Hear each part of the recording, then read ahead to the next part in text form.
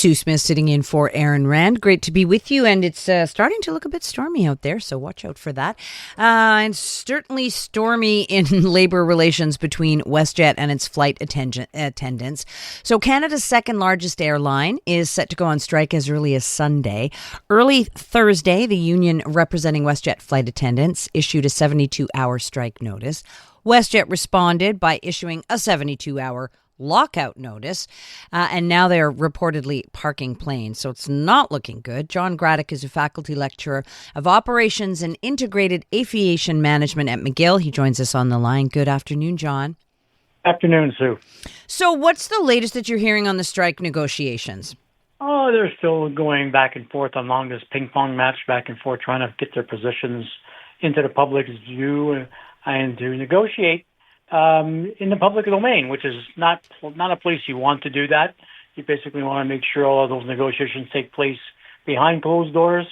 And WestJet's latest move, yes, it is an operational requirement to start parking airplanes, but they really haven't given you the full story on that one. Really, this is a negotiating tactic rather than really an operational issue that affects passenger flights.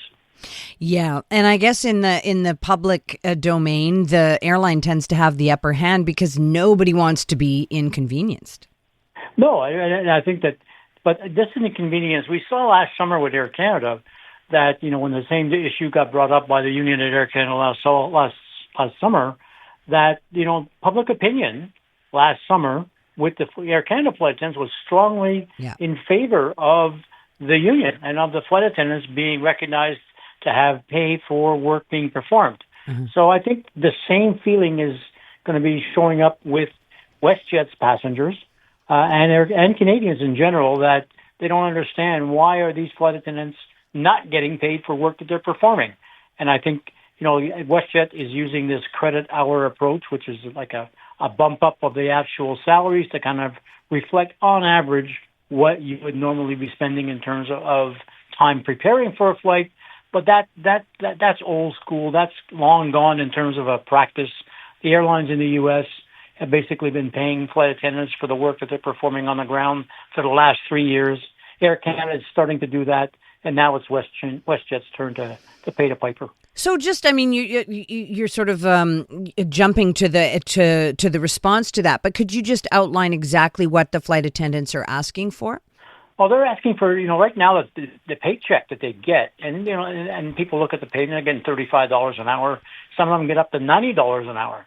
But remember, these flight attendants only work 80 hours a month. Right. That's all they're allowed to work. So yeah, you're getting paid $35 an hour at 80 hours. You're getting $2,700 gross, $2,000 maybe clear, and you can't even pay for your rent. No. So these flight attendants are in fact looking to get second and third jobs just to make ends meet. Mm-hmm. So I think that it's a fair request on the part of the airline, as part of the flight attendants, to ask the airline to change the formula that they're using for pay for this credit hour stuff, and actually pay for the hours that are actually incurred by the flight attendants. Which is, so my understanding is they only get paid basically once the doors are closed, once the plane is off. How do they get paid now? Yeah, just when the doors are closed and the wheels start to push back, when the airplane starts to get pushed back, that's when the clock starts, and the clock stops when the airplane is parked at the gate.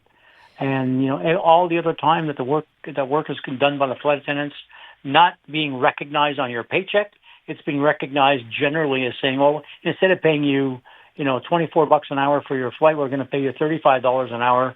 That premium that we're paying you should represent the amount of hours the amount of time and hours that you're working, waiting for passengers to show up. Yeah. And it's not right. And boarding. And handling passengers and all that good stuff. Here's the thing I don't understand about this dispute, and I didn't understand it last year with Air Canada either. Isn't this up to Transport Canada? Couldn't Transport Canada change the way that they've outlined how flight attendants should be paid? No, this is a labor code issue. This is how labor works. I think Transport Canada gets involved in the actual regulation of the airplane. So they talk about how long does it take to get passengers off an airplane, but nothing to do with paychecks. Okay. Paychecks is really a matter of labor relations and negotiations between the carrier and its employees. So there is no oversight. There's no governance by the Canadian government in any of these labor negotiations associated with pay. So they really have to just negotiate airline by airline. Correct. Yeah. And that's what they're doing, and that's why we had Air Canada last summer. That's why we're having WestJet, and we're not done yet. No, there's Transat. We still got Transats right Mm-hmm. behind it and Porter. Mm-hmm. So we're all going to go through this, these aches. But WestJet, seems to be making in the last 24 hours pretty well the point that we're not going to budge. They're not going to be offering anything more than they already have, which is this credit hour stuff.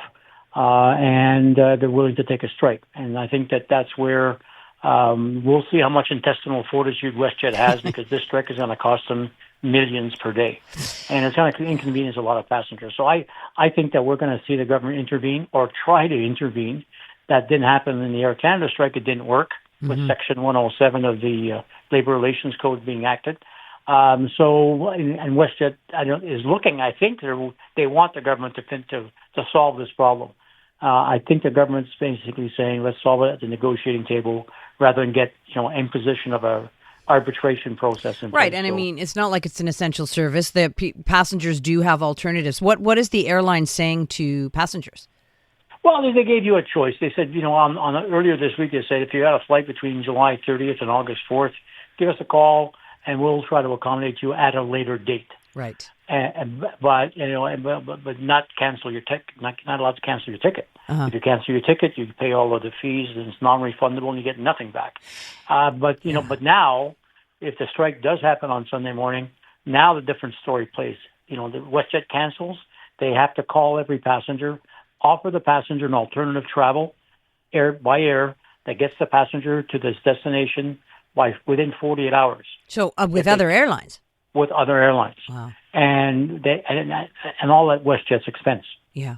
And then if the passenger's itinerary doesn't fit this new one that they're going to give you, then you get offered a full refund, no matter what the conditions are of the ticket, and that's payable back to you in cash in the original form of payment that you made for the ticket. So I'm surprised that they're playing such hardball, because it sounds like lose, lose, lose for WestJet. It is. This is, you're staring at a tsunami that's coming down the path, and you're just staring at it, and you're saying, I'm not going to get wet. I'm saying, wait a second, it's coming at you, and it's coming at you pretty hard. Mm-hmm. And so, whether you like it or not, it's going to happen. And I think that, it's pay me now or pay me later. And I think WestJet's saying, okay, pay me later. But WestJet seems to have a lot of money. The government was offering, the airlines in Canada $150 million about a month ago to pay for, fuel and the higher cost of fuel. Mm-hmm. And WestJet refused it, saying, we don't need it. Thank you very much. Mm-hmm. So they must have some cash hanging around someplace that can outrun the union on this strike. All right. Well, we'll wait and see. Sunday morning is the deadline. I appreciate your perspective on this, John. Thank you. Unmistakably Canadian. It's the music that raised you. The artists raising the bar. Hi, this is Brian Adams. Hey, my name's Brett Emmons. I'm from the Glorious Sons. Hi, I'm Nelly Furtado. Made in Canada. The station that champions Canadian music. Loud, proud, and all yours. No passports required. Just press play. Tap into Made in Canada now on iHeartRadio.ca or the free iHeartRadio app.